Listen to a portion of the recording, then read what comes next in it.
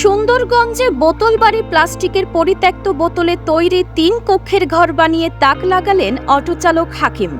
বিস্তারিত দেখুন জয়ন্ত সাহা যতনের প্রতিবেদনে। গাইবান্ধার সুন্দরগঞ্জ উপজেলার ছাপুরহাটি ইউনিয়নের পশ্চিম ছাপুরহাটি খানপাড়া গ্রামে অদ্ভুত এক বাড়ি নির্মাণ করে ব্যাপক চাঞ্চল্য সৃষ্টি করেছেন এক অটোচালক। রং বেরঙের পরিত্যক্ত প্লাস্টিকের বোতলে নির্মিত হচ্ছে এই ৩ কক্ষ বিশিষ্ট ব্যতিক্রমধর্মী বাড়ি, যার নির্মাতা আব্দুল হাকিম এখন সবার মুখে মুখে। সরেজমিনে গিয়ে দেখা যায় শত শত প্লাস্টিক বোতলে বালু ভরে তা সারি সারি সাজিয়ে সিমেন্টের গাঁথুনিতে তৈরি করা হচ্ছে বাড়ির দেয়াল, ছাদ ঢালাই সহ কিছু কাজ বাকি থাকলেও এলাকাবাসীর আগ্রহের কেন্দ্রবিন্দুতে পরিণত হয়েছে বোতল বাড়ি। প্রথমে স্থানীয়রা বিষয়টিকে হাস্যরস হিসেবে দেখলেও এখন হাকিমের দৃঢ়তা ও অভিনব চিন্তাকে সাধুবাদ জানাচ্ছেন সকলেই। অনেকে নিজ চোখে এক নজর দেখতে আসছেন এই অভিনব নির্মাণকর্ম। আব্দুল হাকিম বলেন, স্বপ্ন ছিল নিজের বাড়ি হবে, টাকা ছিল না, মাথায় এলো এই ভাবনা। চারপাশে যত্রতত্র ছড়িয়ে থাকা বোতলগুলো কুড়িয়ে এনে শুরু করি কাজ। মানুষ হাসতো, বলতো বোতলে বাড়ি হবে।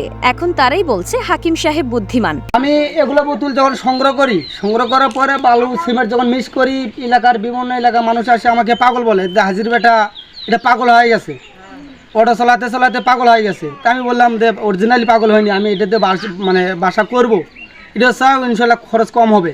এনারা এলাকার লোকেরা বিশ্বাস করে না, বলে যে পাগল হয়ে গেছে। তা আমি বললাম যে যদি আমি পাগলে হই তাহলে কাগজ করে দিতাম, তাহলে আমি কেন বোতল ভরাচ্ছি। তার স্ত্রী আনচুমারা বেগম বলেছেন, স্বামীর স্বপ্নে আমি কখনো বাধা হইনি, বরং সাহস দিয়েছি। এখন আমরা খুব খুশি যে আমাদের বোতল দিয়ে তৈরি ঘর দেখতে মানুষ দূর দূরান্ত থেকে ছুটে আসছে। বাড়ি করার জন্য উনি দিন রাত 24 ঘন্টা অনেক কষ্ট করছে। অনেক লোকজন বলছে যে অমুকের ছেলে পাগল হয়েছে, এটা কি বাড়ি বানাইতেছে, বোতলের বাড়ি ভাঙি যাবে, এন হবে তেন হবে, অনেক কথা। আমি বলছি যে না, আগে বাড়ি করি, আগে মানুষের কথা আমি কান দিই নাই। অনেক মানুষ অনেক জিজ্ঞেস করছে কথা, কিন্তু আমি কখনো কান দিইনি কথায়। তারপর যখন বাড়ি তৈরি করতে ধরলাম, তখন আস্তে আস্তে যখন বাড়ির কাজ শুরু করলাম, তখন অনেক মানুষ আসে। অনেক মানুষ এসে বলে যে না, বাড়ি তো সুন্দর, যে বাড়িতে অনেক আর কি আছে, যেমন শীতকালে গরম লাগবে, আবার গরমকালে ঠান্ডা থাকবে বাড়ি, এদিক দিয়ে অনেক সুবিধার আছে। রাজমিস্ত্রি বাদশামিও বলছেন, এমন কাজ জীবনে প্রথম করলাম। শুরুতে চিন্তা ছিল টিকবে তো, কিন্তু এখন দেখি ভালোই হচ্ছে, মজার অভিজ্ঞতা। এই কারণে এই বোতল দিয়ে আমি ইউটিউবে দেখছি, দেখার পরে আমি নিজে করছি, করার পরে মামা আমাকে আমার বাসা ইউটিউবে দেখার পর আমার বাসা গেছে, যা বলতেছে আমাকে ওই বাসা করে দেন। তবে এটি হচ্ছে শক্ত বেশি, কিন্তু একটু সময় লাগবে। এই বিষয়ে জানতে চাইলে সুন্দরগঞ্জ উপজেলা প্রকৌশলী মোহাম্মদ সিদ্দিকুর রহমান বলেছেন, পরিত্যক্ত প্লাস্টিক পুনর্ব্যবহারের এই উদ্যোগ নিঃসন্দেহে প্রশংসনীয়। পরিবেশ বান্ধব ও ব্যয় সাশ্রয়ী এই নির্মাণ পদ্ধতি ভবিষ্যতে অনুপ্রেরণা হতে পারে। তবে মান এবং স্থায়িত্ব বিবেচনায় কিছু কারিগরি নজরদারি প্রয়োজন। পানিজাত বোতল দ্বারা গৃহ নির্মাণের ওয়াল তৈরি করা হচ্ছে, এটা আমি নিজে এখনো পরিদর্শন করিনি, বা এই ব্যাপারে শুধু আমি ইউটিউবে দেখছি যে বোতল দিয়ে বাড়ি বানাইছে।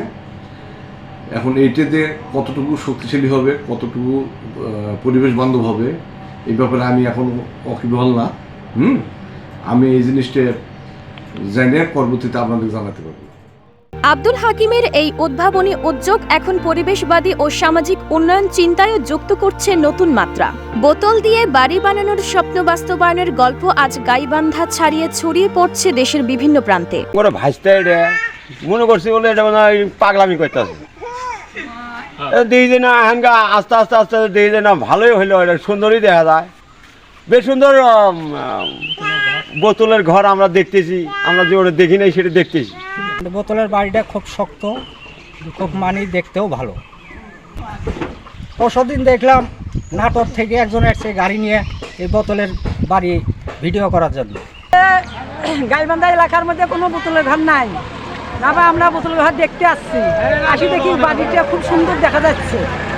বোতলের ঘর দেখার জন্য মানুষের মুখে শুনিয়ে বাস্তবে দেখে গেলাম, ভালোই তো লাগে। এর তো সুন্দর বাড়ি দেখা যায় ভাই, এর তো এই সমাজে এটা কটেই দেখছে, কি শুরু করছে, কি সমাজ আর মাথায় খারাপ না কি যত টাকা পয়সা খরচ করতেছে, এগুলো তো আমরা জীবনে দেখেও নাই। আমরা তো মনে করছি বোতলের বাড়ি কেমন হয়, হ্যাঁ তা দেখছি বোতলের বাড়ি খুব ভাট হয়, খুব সুন্দর।